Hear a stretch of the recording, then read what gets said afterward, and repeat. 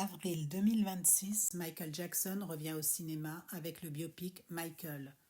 Dès les premières images, on ne regarde pas juste un film, on replonge dans une époque où la musique ne se consommait pas en quelques secondes, elle se vivait. Comme Thriller en 1983, ce n'était pas un clip, c'était un court-métrage de 14 minutes, un moment culturel qui a marqué la musique et la télévision pour toujours. Ce biopic ne montre pas seulement des performances, il raconte aussi un parcours, une vie. Mais forcément, en 2 heures, tout ne peut pas être développé. Alors le film fait des choix. Il développe certaines périodes, il en survole d'autres. Et c'est là que le film commence à diviser, parce qu'il donne une vision de l'histoire de Michael et non pas toute sa complexité.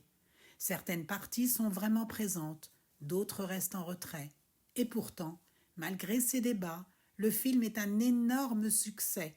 Plus de 200 millions de dollars générés dès son lancement mondial pour un budget estimé entre 150 et 200 millions de dollars. Un démarrage qui en fait déjà l'un des plus gros succès pour un biopic musical.